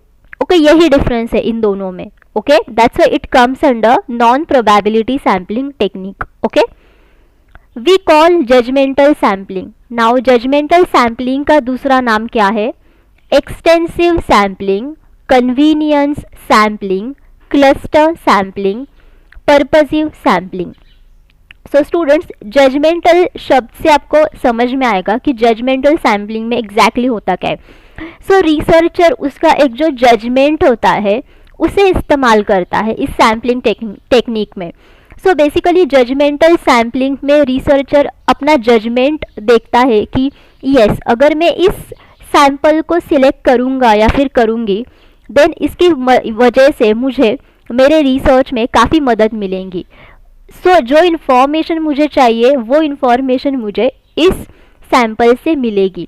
So this is what judgmental sampling and that's why researcher एक purpose की तरह उसी सैंपल को सिलेक्ट करता है जिसे वो बेसिकली उसके रिसर्च में चाहता है और उसे ऐसा लगता है कि उसके पास वो कैरेक्टरिस्टिक और इन्फॉर्मेशन है जो मुझे चाहिए। दैट्स वाई जजमेंटल सैम्पलिंग ये बेसिकली एक नॉन प्रोबेबिलिटी सैम्पलिंग टेक्निक है, जिसमें रिसर्चर के पास एक पर्पस होता है towards the sample, and because of that वो उसी सैम्पल को सिलेक्ट करता है। एंड बेसिकली ये जो सैम्पलिंग टेक्निक है ये आप जब भी टारगेट पॉपुलेशन बहुत स्मॉल होता है तब इस्तेमाल करते हो, बिकॉज आपके पास उतना पॉपुलेशन साइज है नहीं।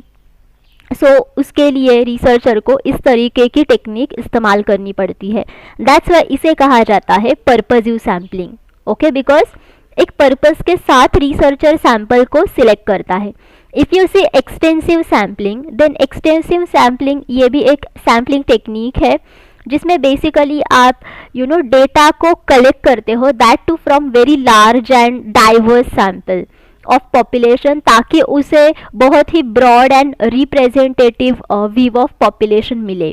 एंड एक्सटेंसिव सैम्पलिंग ये नॉन प्रोबेबिलिटी सैम्पलिंग के थ्रू भी कर सकते हैं, एज वेल प्रोबेबिलिटी सैम्पलिंग के थ्रू भी कर सकते हैं। कन्वीनियंस सैम्पलिंग में basically researcher according to his और हर कन्वीनियंस सैम्पल को क्या करता है, सिलेक्ट करता है। क्लस्टर सैम्पलिंग तो हमने अभी देखा, what is that, which is a probability sampling technique.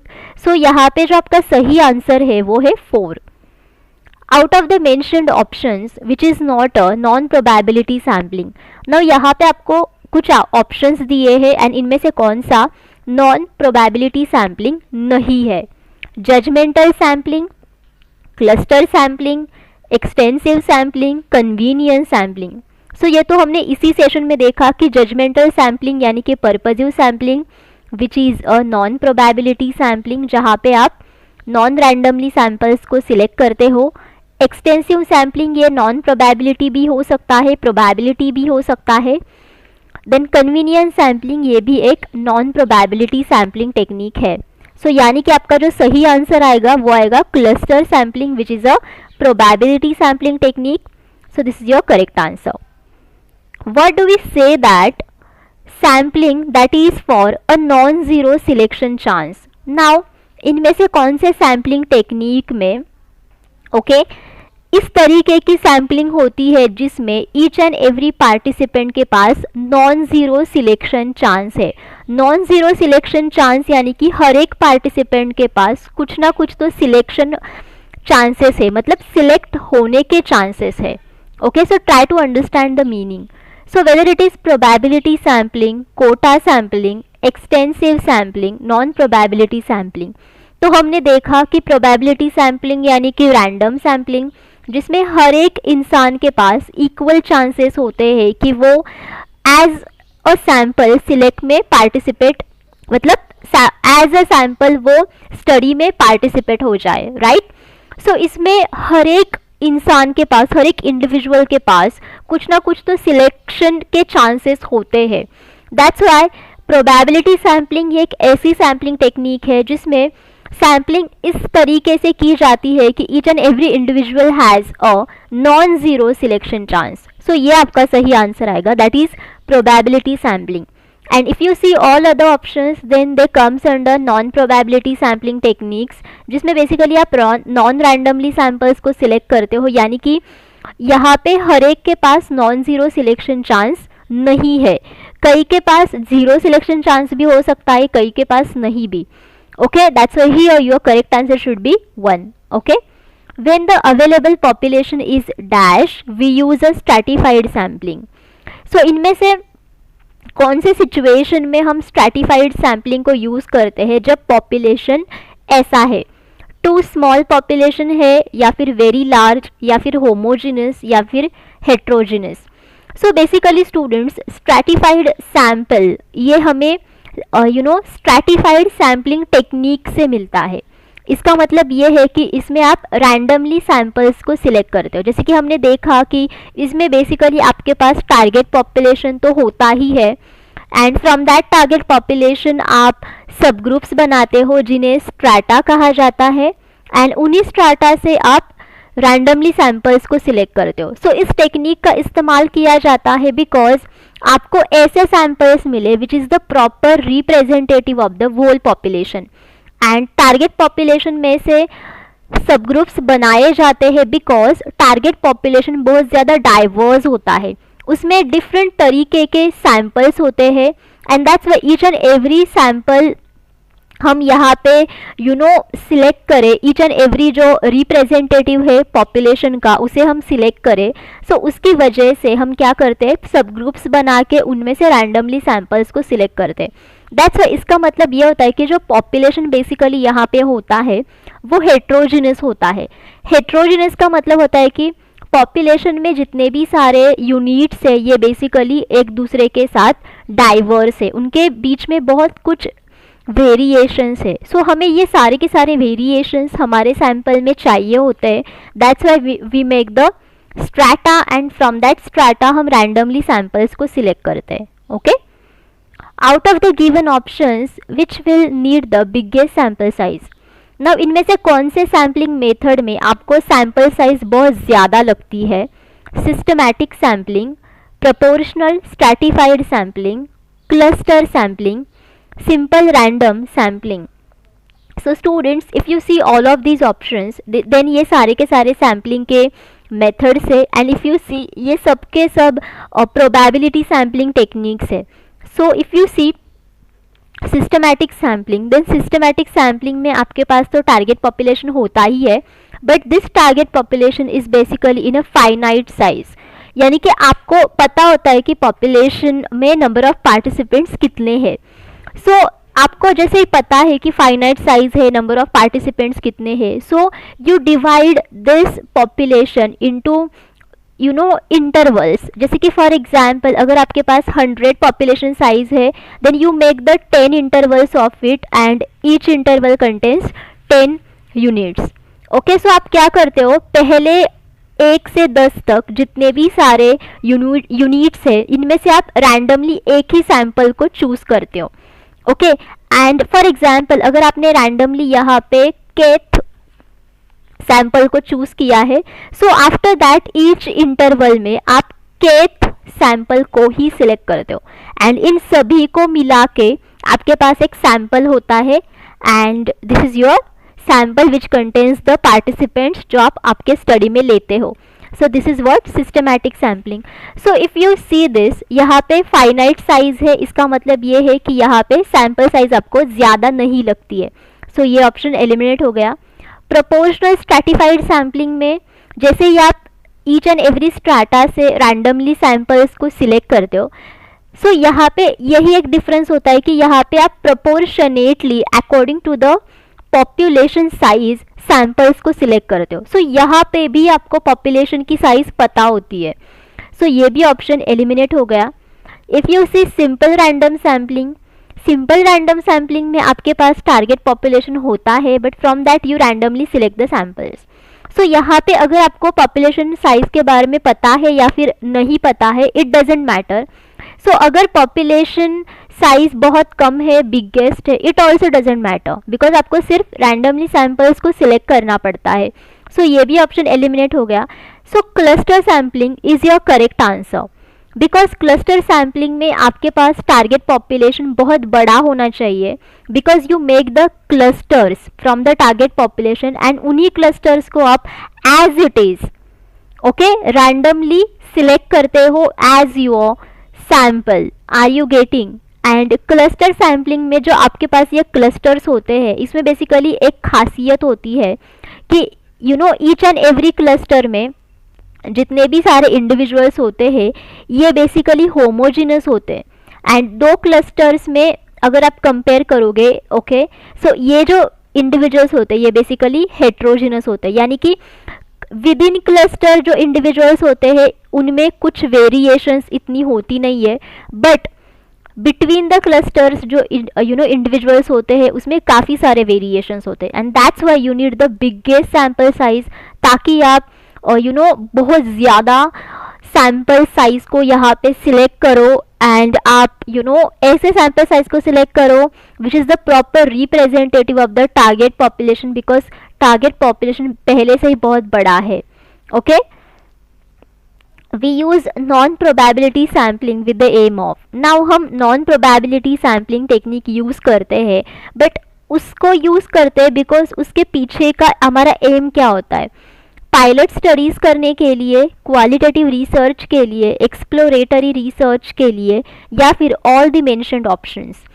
So students, जब भी हम प्रोबेबिलिटी सैम्पलिंग कर ना सके, सो इन दैट सिचुएशन हम नॉन प्रोबेबिलिटी सैम्पलिंग करते हैं, बिकॉज नॉन प्रोबेबिलिटी सैम्पलिंग की वजह से काफ़ी कुछ बायस क्रिएट हो जाती है, एंड बायस होने की वजह से हमें जो रिसर्च के रिजल्ट्स मिलते हैं उसकी जो बेसिकली वैलिडिटी आपको मिलती है वो बहुत कम मिलती है, एंड दैट्स वाई रिसर्च के रिजल्ट्स आप किसी और दूसरे सिचुएशन के ऊपर जनरलाइज भी नहीं कर सकते हो, बट स्टिल हमें यूज़ करना पड़ता है, बिकॉज इन सम सिचुएशंस हम प्रोबेबिलिटी सैम्पलिंग टेक्निक का यूज़ नहीं कर सकते हैं।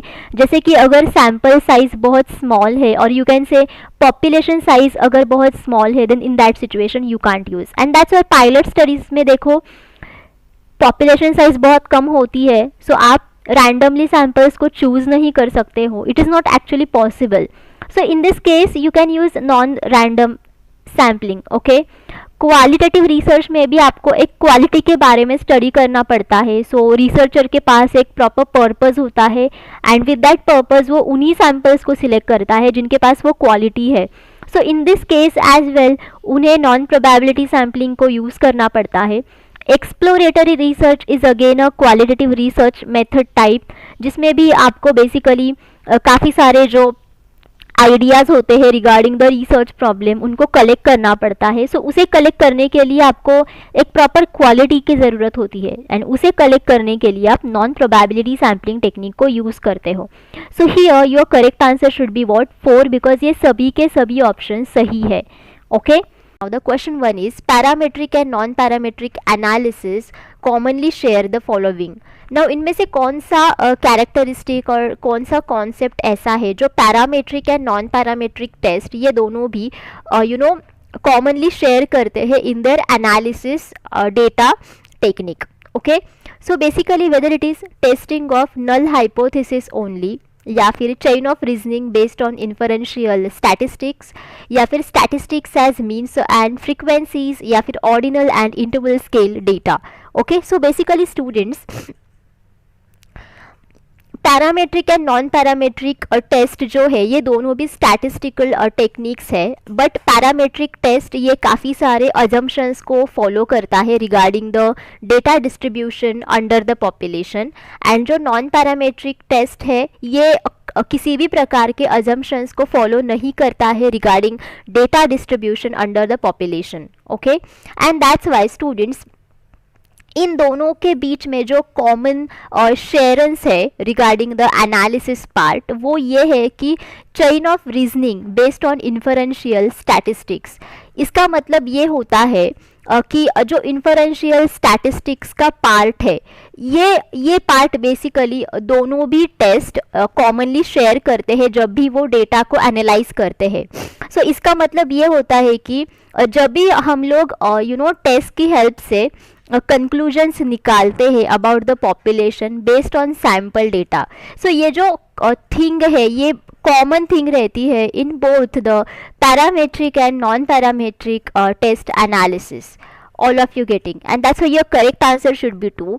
and testing of null hypothesis only, ये बेसिकली जो ऑप्शन है ये एलिमिनेट हो जाता है, because as we know that कि नल हाइपोथेसिस को तो दोनों भी टेस्ट में टेस्ट किया जाता है, बट उसके अलावा हम लोग ऑल्टरनेटिव हाइपोथेसिस को भी फॉर्मुलेट करते हैं, जैसे ही हम लोग नल हाइपोथेसिस को फॉर्मुलेट करते हैं। बट सिर्फ इसमें यही डिफरेंस ये है कि नल हाइपोथेसिस को यहाँ पे चेक किया जाता है। बेसिकली नल हाइपोथेसिस की मदद से हम लोग एविडेंसेस को चेक करते हैं अगेंस्ट द नल हाइपोथेसिस, मतलब टेस्टिंग की मदद से हम लोग नल हाइपोथेसिस के अगेंस्ट जितने भी सारे एविडेंसेस है उसको हम लोग टेस्ट कर सकते हैं। All of you getting, and that's a testing of null hypothesis only, ये स्टेटमेंट ही गलत है, this is a incorrect statement. okay, now statistics as means of frequency as means and frequencies, so statistics as means and frequencies ये तो common बात है दोनों ही test में, बट बेसिकली हम स्टैटिस्टिकल टेस्ट का इस्तेमाल करते हैं ताकि हम हाइपोथेसिस को टेस्ट कर सकें। And statistics as means and frequencies, ये बात जब आती है और तब बेसिकली हम लोग सैंपल का डेटा जो है उसका नेचर क्या है, basically what is the nature of the data, इसके आधार पर ये डिपेंड होता है कि exactly whether we are going to use the statistics as means and frequencies और not. Now ordinal and interval scale data. So students, अगर parametric test से अगर आप एनालिसिस करना चाहते हो देन पैरामेट्रिक टेस्ट में interval scale and ratio scale data को एनालाइज किया जाता है, but in the non parametric test ordinal and nominal data को एनालाइज किया जाता है। दैट्स व्हाई ये भी ऑप्शन एलिमिनेट हो गया, ये भी एलिमिनेट हो गया। So your remaining option that is second, ये आपका सही ऑप्शन होगा। Okay, which of the following tests will you use to find out whether children's motivation to succeed at school is related to the size, ethnicity and socio-economic status of their families? So इनमें से कौन सी test ऐसी है जो आप इस्तेमाल करोगे ताकि आप फाइंड आउट कर सकोगे कि एग्जैक्टली जो चिल्ड्रन का मोटिवेशन होता है कि वो सक्सीड होंगे या नहीं होंगे at the school size. Okay, ये बात बेसिकली साइज के साथ कितनी रिलेटेड है, उनके एथनिसिटी के साथ कितने रिलेटेड है, या फिर उनके फैमिलीज़ का जो सोशो इकोनॉमिक स्टेटस है उसके साथ कितना रिलेटेड है। ओके, इसके साथ हम लोग रिलेशन अगर फाइंड आउट करना चाहते हैं देन इनमें से कौन सी टेस्ट हम लोग यूज़ करेंगे। So whether it is chi square test, whether it is Kruskal Wallis test और whether it is multiple regression या फिर two way ANOVA. So if you see this example then you will understand that यहाँ पे जो dependent variable है वो है children's motivation and जो इंडिपेंडेंट वेरिएबल्स है वो है 3 वेरिएबल्स, वो है size, then ethnicity, then socio-economic status of the families. Okay, all of you getting? And अगर एक डिपेंडेंट वेरिएबल होता है एंड एक से भी ज़्यादा इंडिपेंडेंट वेरिएबल्स होते हैं एंड उनके रिलेशनशिप को अगर हमें टेस्ट करना है देन उसके लिए हम लोग मल्टीपल रिग्रेशन को फॉलो करते हैं। सो बेसिकली मल्टीपल रिग्रेशन ये एक पैरामेट्रिक टेस्ट है एंड हम लोग इसका इस्तेमाल करते हैं ताकि हम डिपेंडेंट एंड एक या फिर उससे भी ज़्यादा इंडिपेंडेंट वेरिएबल्स के बीच का जो रिलेशनशिप है उसको फाइंड आउट कर सके। एंड इस एग्जाम्पल में एग्जैक्टली आपको यही करना है एंड यही पूछा है। Okay, so in this situation आप मल्टीपल रिग्रेशन को यूज़ करोगे। So now what is one way ANOVA and one way ANOVA को हम लोग कब इस्तेमाल कर सकते हैं, sorry to way ANOVA. So to way ANOVA ये एक पैरामेट्रिक टेस्ट है and it finds the difference of effects of 2 independent variables on dependent variable. Okay, so basically to way ANOVA में हम लोग 2 वेरिएबल्स के जो ग्रुप्स होते हैं उनके जो मीन्स होते हैं, बेसिकली एवरेज मीन जो होता है दो ग्रुप्स के बीच में, ओके, उस एवरेज मीन को हम लोग कंपेयर करते हैं and after comparing these means then हम लोग दिखाते हैं कि exactly independent and dependent variables के बीच में कोई इफेक्ट है या नहीं। सो टू वे अनोवा में हम लोग रिलेशनशिप को नहीं टेस्ट करते। सो बेसिकली हम लोग टेस्ट करते हैं कि इंडिपेंडेंट वेरिएबल का कोई इफेक्ट डिपेंडेंट वेरिएबल पर हो रहा है या फिर नहीं हो रहा है एंड इसमें हम लोग उसके लिए 2 ग्रुप्स के मीन्स को कंपेयर करते हैं। Okay, now let us see what is chi-square test. So now chi-square test is again the non-parametric test. Okay, this is the non-parametric test and यहाँ पे हम लोग टेस्ट करते हैं कि whether 2 variables are related to each other or not. मतलब 2 variables ये एक दूसरे के साथ रिलेटेड है या नहीं, ये हम लोग chi-square टेस्ट से टेस्ट कर सकते हैं and as well whether sample data matches population और नॉट, ये भी हम लोग काई स्क्वायर टेस्ट से टेस्ट कर सकते हैं। सो देखो यहाँ पे 2 वेरिएबल्स के बीच के रिलेशनशिप को हम लोग टेस्ट कर सकते हैं बट यहाँ पे सिर्फ एक ही इंडिपेंडेंट वेरिएबल को टेस्ट किया जाता है बट यहाँ पे तो 3 इंडिपेंडेंट वेरिएबल्स है and that's why chi square test को हम लोग यहाँ पे इस्तेमाल नहीं कर सकते एंड द बचा हुआ ऑप्शन है Kruskal Wallis test. So again this is the non parametric test and It basically finds the significant difference between two or more groups of variable. Okay, दो या फिर उससे भी ज़्यादा ग्रुप्स ऑफ वेरिएबल्स में कोई डिफरेंस है या सिग्निफिकेंट या नहीं है, इसको हम लोग क्रुस्कल वैलीज टेस्ट के ज़रिए टेस्ट कर सकते हैं. And Kruskal Wallis test is the alternative to one way ANOVA. This is the alternative to one way ANOVA. Okay, and that's why your correct answer over here should be 3. What is the nature of the F test? Now F test का nature कैसा होता है? Essentially a two-tailed test, essentially a one-tailed test, one-tailed or two-tailed test depending on the hypothesis to be tested, not a one-tailed test. So F test ये एक parametric test है and it basically compare variances of two or more groups.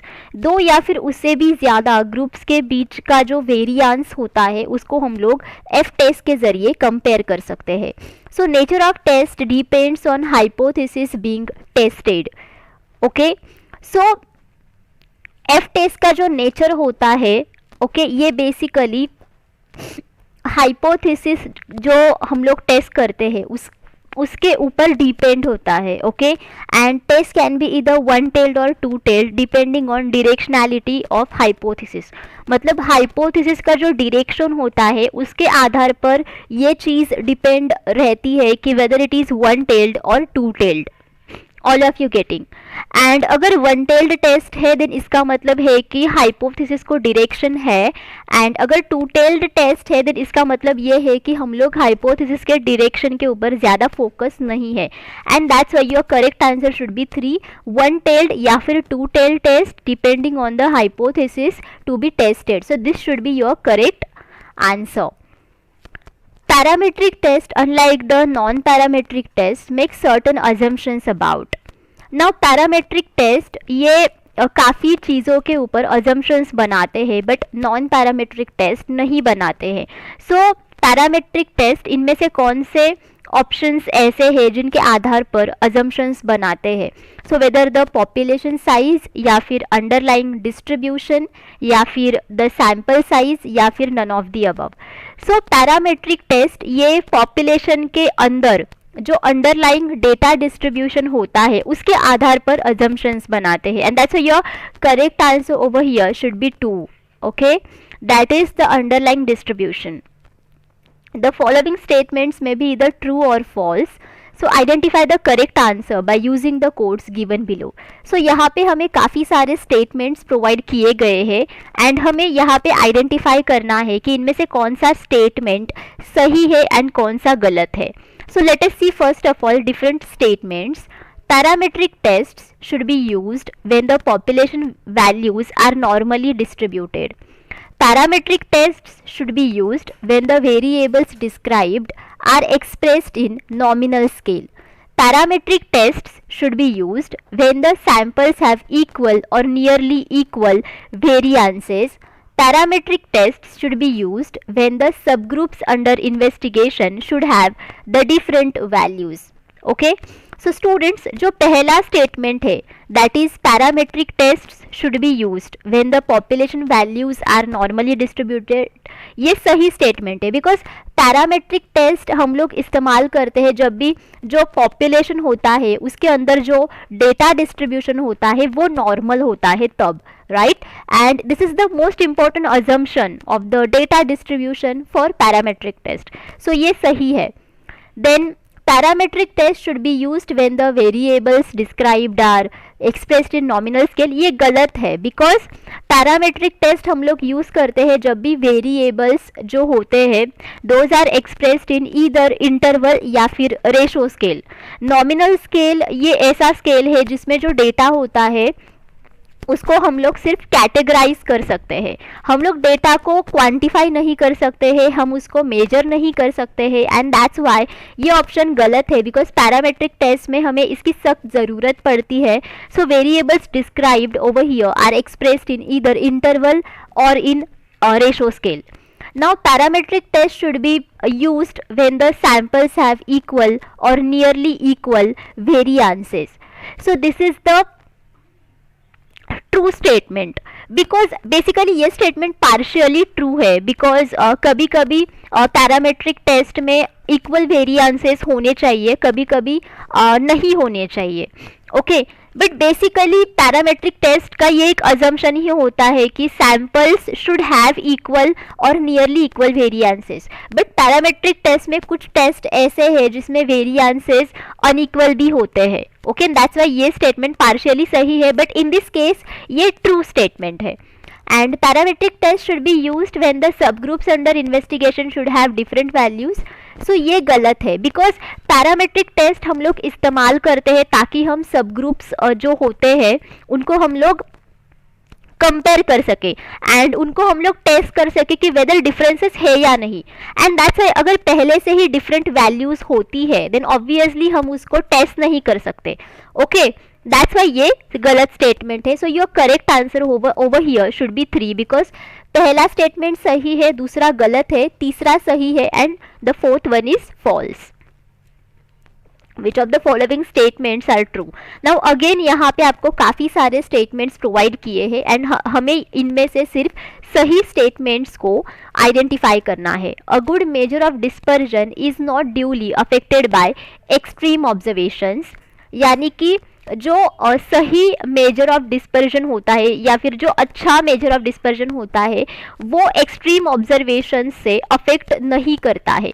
So for example अगर आप inter quartile range देखोगे, inter quartile range देखोगे विच is a good major of dispersion. So basically ये extreme observations की अगर कोई values होती है उनसे इस पर कोई भी अफेक्ट नहीं पड़ता है। ओके, and that's why ये statement सही है। Standard deviation incorporates the effect of extreme values, thus making it most reliable measure of dispersion. So standard deviation ये most reliable measure of dispersion है, this is true, but इसके पीछे का जो reason है वो गलत है। Okay? मतलब यहाँ पे जो दिया गया है कि it incorporates the effect of extreme values, this is false and that's why ये स्टेटमेंट भी सही नहीं है, because standard deviation basically is the deviation of the random variables from the mean, right, and that's why ये बहुत ही reliable measure of dispersion है and बहुत ही हेल्पफुल मेजर ऑफ डिस्पर्जन है and that's why it does not incorporate the effect of extreme values. So ये गलत statement है। Now coefficient of determination is always positive and less than 1। सो ये सही statement है, बिकॉज जो कोएफिशिएंट ऑफ डिटर्मिनेशन है ये एक नंबर होता है and this number is always between 0 to 1 and it measures how well statistical model predicts outcome. मतलब ये हमें मेजरमेंट देता है कि किसी भी प्रकार का स्टैटिस्टिकल मॉडल किस तरीके से आउटकम्स हमें प्रोवाइड करता है, मतलब रिजल्ट्स हमें प्रोवाइड करता है। Okay, non parametric test do not require us to make restrictive assumptions about shape of population distribution. So ये सही स्टेटमेंट है, बिकॉज नॉन पैरामेट्रिक टेस्ट में हमें किसी भी प्रकार के अजम्पशंस को फॉलो करने की ज़रूरत नहीं पड़ती है, वी डोंट रिक्वायर, बिकॉज ये रिक्वायरमेंट हमें पैरामेट्रिक टेस्ट में लगती है, not in non parametric test.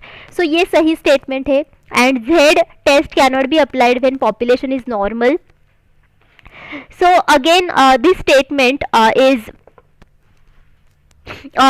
incorrect, because अगर population normal होता है तब भी हम लोग Z टेस्ट को अप्लाई कर सकते हैं, because Z test is the parametric test. So ये स्टेटमेंट गलत है एंड एज वेल यहाँ पे स्टैंडर्ड डेविएशन की वैल्यू हमें पता होनी चाहिए and sample size should be 30 या फिर उससे भी ज़्यादा होनी चाहिए and that's why here your correct answer should be 1 A C D only, because यहाँ पे सिर्फ A C एंड D ये तीनों ही स्टेटमेंट्स सही है।